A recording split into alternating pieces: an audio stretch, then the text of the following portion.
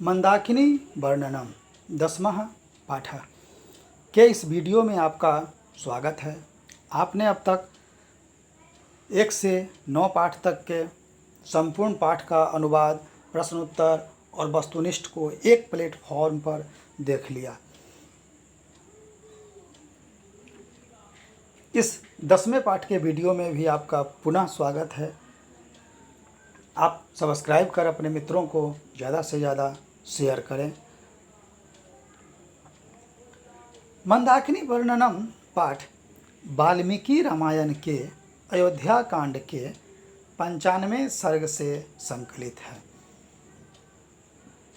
आप ध्यान से सुनेंगे ताकि आपके बहुत सारे लघुतरीय और वस्तुनिष्ठ प्रश्न का उत्तर यहीं मिल जाए।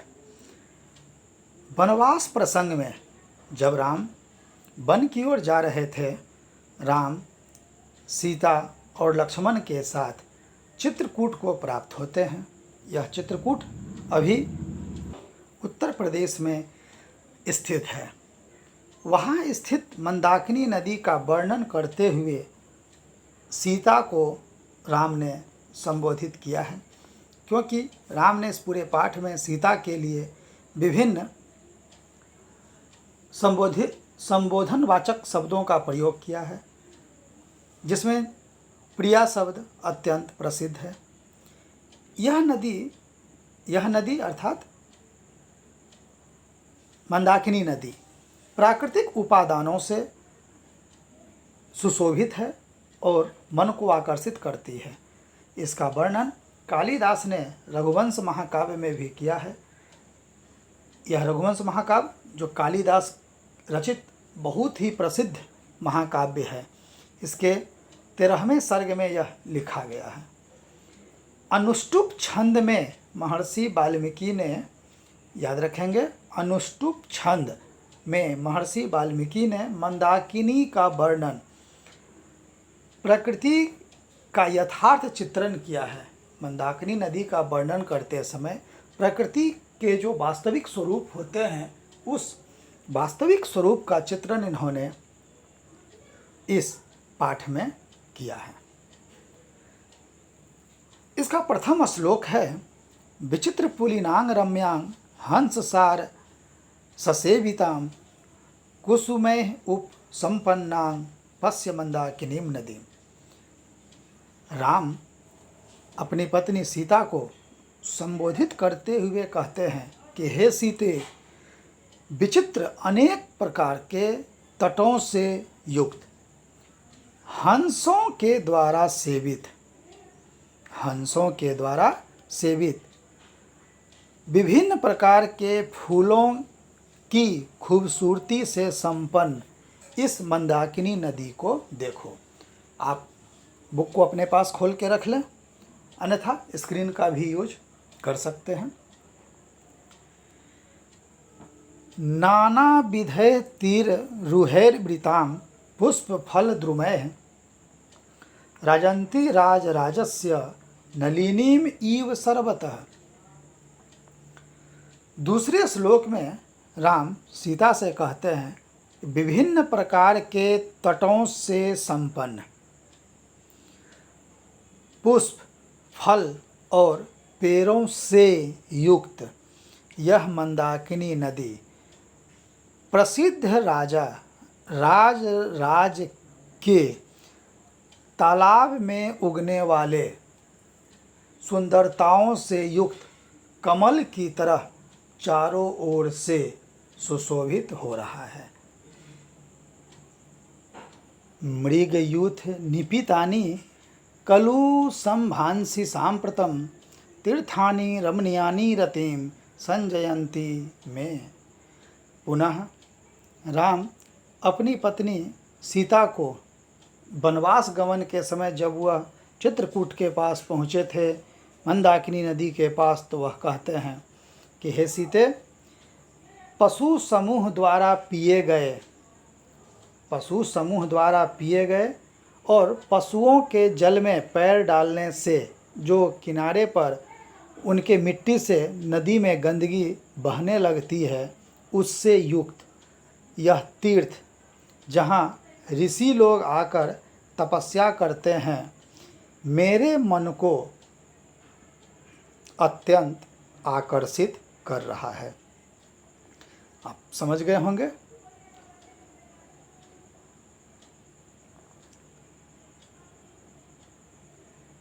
श्लोक नंबर 4। जटाजीन्धराः काले बलकलोत्तरवाससः ऋषयः त्ववगाहन्ते नदीं मंदाकिनीं प्रिय। जटाजीन्धरा, जटा और मृग चर्म को धारण करने वाले ऋषि लोग, वल्कलोत्तरवाससः, जो वल्कल वृक्ष के छाल का वस्त्र पहनते हैं, वृक्ष के छाल को एकत्रित कर उसका वस्त्र बनाकर जो पहनते हैं, वैसे ऋषि लोग इस मंदाकिनी नदी के तट पर लगातार तपस्या करते हैं, जिससे यहाँ की सुंदरता और भी बढ़ जाती है, जिसे तुम आसानी से देख सकती हो। आदित्यम उपतिष्ठन्ते नियमा ऊर्ध्वबाहवः एते परे विशालाक्षी मुनियः संसित व्रता। श्री राम सीता को संबोधित करते हुए कहते हैं कि हे विशालाक्षी, हे विशाल नयनों वाली सीते, आदित्यम उपतिष्ठन्ते, जहाँ सूर्य उगते हैं, सूर्य के उगने के कारण जिन्होंने अपनी भुजा को ऊपर की ओर कर रखा है, जिसे हम लोग सूर्य नमस्कार आसन के रूप में भी जानते हैं, ऐसे तपस्या में लीन मुनियों को आप देखें। मारुतोदधूत शिखरे प्रणूत इव सर्वतः पादपय पुष्पपत्राणि सृजद्भिः अभितो नदीम। मरुतोद्धुत शिखरे, मरुतोद्धुत शिखरे हवा के द्वारा चोटियों को उड़ाने से, जब हवाएं तेज चलती हैं तो पर्वत के शिखरों पर जो पेड़ पौधे लगे होते हैं वह एक ओर की ओर, एक दिशा की ओर झुक जाते हैं। तो वैसे पर्वत जो पेड़ों से युक्त हैं, पुष्प और पत्तों से सजे हुए हैं तथा दोनों ओर सुशोभित होते हैं, ऐसे नदी की शोभा को देखो। श्लोक 7।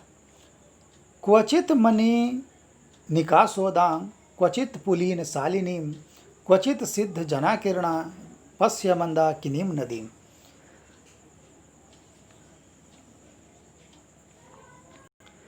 जब नदी बहती है तो नदी की बूंदें जब उछल रही हैं तो ऐसा लग रहा है जैसे मणि की, मोती की बूंदें उछल रही हो। क्वचित पुलीन शालिनीं, कहीं कहीं नदियाँ पुलीन का निर्माण कर रही है। यह पुलीन आपको ज्योग्राफी में भी स्पष्ट रूप से मिल जाएगा परिभाषा के तौर पर। क्वचित सिद्ध जनाकिरणा, नदी के दोनों किनारे बहुत सारे सिद्ध लोग फैले हुए हैं और सिद्धियों में लगे हुए हैं तथा अपनी सिद्धि को प्राप्त भी कर रहे हैं। ऐसे सिद्धियों और मणि से के जैसे उछलने वाले जलों से युक्त इस मंदाकिनी नदी को देखो। निर्धुतान वायुना पश्य विततान पुष्प संचयान पोप्लूयमानान परान पश्य जलं जल मध्यगान। वायु के द्वारा उड़ाए हुए, फूलों से सजे हुए पेड़ों, जो पेड़ नदी के दोनों तट पर स्थित हैं, जब हवाएं बहती हैं तो उनके फूल नदियों में गिरते हैं और मंदाकिनी नदी लगातार बह रही है। तो जब ये फूल नदी के जल में गिरते हैं और बहते हैं तो वायु के द्वारा बहाए जाते हैं तो अत्यंत खूबसूरती को ग्रहण कर। इस प्रकार नदी के तट से होते हुए जो यह नदी के बीच में भी बह रहे हैं, इस सुंदरता से युक्त बहते हुए जल को देखो। श्लोक 9। तांश्चाति बलगुल वत्सः रथांगावह यना द्विजा अधिरोहन्ति कल्याणी निष्कुजन्तः शुभा गिरः। इस मंदाकिनी नदी के किनारे चकवा पक्षी, जो एक प्रकार का पक्षी होता है जो नदियों के किनारे ही पाया जाता है, वह पक्षी और मधुर वचन बोलने वाले पक्षी द्विजा, जिसका जन्म 2 बार होता हो, जो पक्षी का पर्यायवाची है। अधिरोहन्ति कल्याणी निष्कुजन्ता शुभांगिरा, ये सभी पक्षी भी पैरों से जल में और जल से पुनः पैरों पर चढ़ते और उतरते हुए अपनी मधुर ध्वनि को उत्पन्न करते हुए दिखाई पड़ रहे हैं और सुनाई पड़ रहे हैं। इस शोभा से युक्त इस पर्वत और नदी को देखो। दर्शनं चित्रकूटस्य मंदाकिन्याश्च शोभने अधिकं पूर्वासात् च मन्ये तव च दर्शनात्। अंत में 10वें श्लोक में श्री राम सीता को संबोधित करते हुए कहते हैं कि हे सीते, चित्रकूट का दर्शन और मंदाकिनी नदी की शोभा अपने आप में अद्वितीय है। यह सुंदरता तुम्हें अन्यत्र देखने को नहीं मिलेगा। यह मंदाकिनी नदी और चित्रकूट का दर्शन